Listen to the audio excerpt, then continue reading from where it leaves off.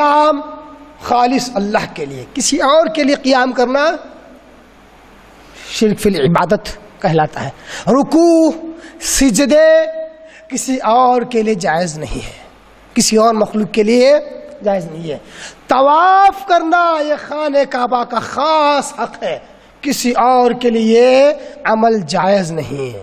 اللہ کا گھر خانہ کعبہ، اسی کے لیے طواف کیا جائے۔ آج کتنے گھروں کے، کتنے مقبروں کے، کتنے قبروں کے طواف کیے جاتے ہیں، یہ شرک فی الالوہیت ہے۔ اتنا ہی نہیں، کسی کے قدموں میں گر کر اس کے قدموں کو چومنا چاٹنا شرک فی العبادت، شرک فی الالوہیت، انہیں معبود بنانا ہے۔ لوگ کہتے ہیں نہیں صاحب وہ سجدہ الگ ہے، وہ سجدہ تو سجدہ تعظیمی ہے، اور اللہ جو سجدہ قرار دے رہا ہے وہ نماز کا سجدہ ہے، سجدہ تعظیمی ہے۔ یہ تو وہ لوگ ہیں جو بہت زیادہ گئے گزرے، تھوڑا سا ان میں جو تھوڑا سا سدری فائڈ ہے ان کے پاس تعظیم بڑی الگ ہے۔ ایک صاحب اگر ہاتھ پکڑ لے اور ڈنڈا اگر 101 میل تک بھی چلا جائے، اس ڈنڈے کو پکڑ لینا تو خالی برکت آ جاتی ہے۔ یہ مسافر کا طریقہ ہے۔ یہ کیا ہے؟ یہ تعظیم میں غلو کرنا نہیں تو کیا ہے؟ وہ لوگ جو قدموں کو چوم رہے ہیں تعظیم ہی کی وجہ سے، تعظیم میں غلو کرنے کی وجہ سے۔ آپ صلی اللہ علیہ وسلم نے کہا، صحیح بخاری کی حدیث، کہتے ہیں اگر میری امت میں اگر میں کسی کو کسی کے آگے سجدہ کرنے کی اجازت دیتا تو عورت کو اپنے شوہر کے لیے دیتا، مگر میں نے اس کی بھی اجازت نہیں دی۔ کیا تھا یہ؟ کون سا سجدہ تھا؟ عبادت کا سجدہ تھا عورت کا شوہر کے لیے۔ صحیح بخاری کی حدیث، تعظیمی سجدہ تھا۔ آپ سے لگا تعظیمی سجدہ میری شریعت میں نہیں ہے، ہو سکتا ہے اس سے پہلے کی شریعت میں ہو، آدم علیہ السلام کے وقت اللہ نے رکھا ہو، یوسف علیہ السلام کی شریعت میں رکھا ہو، اور میری شریعت میں تعظیمی سجدہ بھی حرام۔ یہ ہے شرک فی الالوہیت، شرک فی العبادات۔ شرک فی الاسماء و صفات کیا ہے؟ یہ مختصر خاکہ کھینچ رہا ہوں تاکہ آگے جو آیتیں پڑھوں گا، جو حدیثیں پڑھوں گا اور سمجھاؤں گا، وہ اچھی طریقے سے ذہن میں بیٹھ جائے۔ شرک فی الاسماء و صفات کیا ہے؟ اللہ کے ناموں میں اور اس کی صفات میں کسی اور کو شریک کرنا، یہ شرک فی الاسماء و صفات ہے۔ اللہ کے ناموں اور اس کے صفات میں کسی اور کو شریک کرنا ہے۔ اللہ کا ایک نام ہے سمیع، کیا اللہ کا نام؟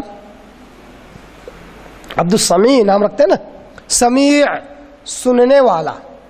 اللہ تبارک و تعالیٰ کیسے سنتا ہے؟ اللہ تبارک و تعالیٰ کو سننے کے لیے کسی ذریعے کا اللہ تبارک و تعالیٰ محتاج ہے؟ نہیں ہے۔ اللہ تبارک و تعالیٰ بغیر کسی ذریعے کے کسی انسان کے دل میں اگر خیال بھی آئے تو وہ خیال اللہ تبارک و تعالیٰ کو معلوم ہو جاتا ہے۔ یہاں تک اللہ تبارک و تعالیٰ نے سورہ قاف سورہ نمبر 50 کے اندر کہا کہ اگر کسی انسان کے دل پر کوئی خیال بھی گزرے تو پہلے اللہ کو معلوم ہوتا ہے۔ انسان کے دل میں اگر کوئی خیال آتا ہے تو اس میں پہلے اللہ تبارک و تعالیٰ متنبہ ہوتا ہے، بعد میں انسان متنبہ ہوتا ہے۔ ما توسوس به نفس، انسان کے نفس میں جو خیال پیدا ہوتا ہے اس کو اللہ پہلے جانتا ہے۔ اللہ سننے والا بغیر کسی ذریعے کے۔ اب ظاہر سی بات ہے جو مخلوقات ہے، یہ تو ہوگا خالق، جو مخلوقات ہے وہ سننے کے لیے ذریعے کی محتاج ہے۔ کس کی محتاج ہے؟ فرق کو سمجھ لیں تو باتیں سب سمجھ میں آ جائیں گی، اور نہ بڑے بڑے مناظرے کریں گے پھر بھی یہ عقیدت کا مسئلہ حل نہیں ہوگا۔ مخلوق سننے کے لیے ذریعے کی محتاج ہے۔ ذریعہ کیا ہے؟ کان کا ہونا ہے نا، کان کے اندر قوت سماعت ہونا، سننے کی طاقت ہونا۔ نمبر 3، جو آواز دے رہا ہے وہ اتنے ڈسٹنس میں ہو کہ اس کی آواز اس تک پہنچتی ہو، یا کوئی ایسا ذریعہ ہو جس کے ذریعے سے اس کی آواز اس تک پہنچتی ہو۔ ذریعہ ہو، ذریعہ ہو، یہ مخلوق کا سننا ہے۔ اگر کسی مخلوق کے تعلق سے، شرک فی الاسماء و صفات کس کو کہتے ہیں وہ بتلا رہا ہوں، کسی مخلوق کے تعلق سے یہ عقیدہ رکھا جائے، یہ سوچ رکھی جائے کہ وہ مخلوق کسی ذریعے کا محتاج نہیں ہے، اس تک آواز پہنچ جاتی ہے، اس نے اس مخلوق کو رب کا درجہ دے دیا، اس مخلوق کو رب کے ساتھ کھڑا کر دیا، رب کے ساتھ شریک کر دیا۔ یہ شرک فی الاسماء والصفات ہے۔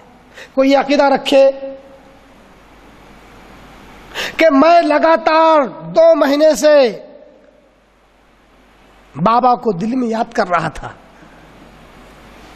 خواجہ معین چشتی کو، اجمیری صاحب کو میں دل میں یاد کر رہا تھا، لگاتار یاد کر رہا تھا، آخرکار بابا نے میری سن لی، آخرکار بابا نے میری سن لی اور مجھے موقع مل گیا ایک دن اجمیر جانے کا۔ یہ جو اس کا عقیدہ ہے، بابا نے دل کی بات سن لی۔ بابا کے سننے کے لیے کیا ذریعہ تھا؟ اگر بابا کو مخلوق سمجھتے ہو، ذریعے کا ہونا بہت ضروری ہے۔ مخلوق نہیں سمجھتے، خالق سمجھتے ہو تو کوئی حرض نہیں، خالق سمجھو۔ کہو کہ ہم انہیں اللہ سمجھتے ہیں، کم از کم ہم تو بری ہو جائیں گے، ہم تو بری ہو جائیں گے تمہیں عقیدہ توحید سمجھانے سے۔ کہو کہ اللہ ہے، ہم تمہیں سمجھانا چھوڑ دیں گے، کیونکہ تمہارا کفر اور شرک واضح ہو جائے گا۔ تم اپنے کفر اور شرک کو واضح بھی نہیں کرتے ہو، قرآن کی آیتوں سے اپنے شرک کو مزین کرنے کی کوشش کرتے ہو، مدلل نہیں، مزین کرنے کی کوشش کرتے ہو۔ کہتے ہو کہ ہم انہیں خدا نہیں سمجھتے، ہم انہیں اللہ نہیں سمجھتے، اللہ انہیں سناتا ہے۔ کیا کہتے ہیں؟ ہم کہتے ہیں جب تک مخلوق اس دنیا میں ہے، اللہ کسی مخلوق کو سنانا چاہے تو ذریعے سے سنائے گا، اگر وہ مخلوق ہے تو۔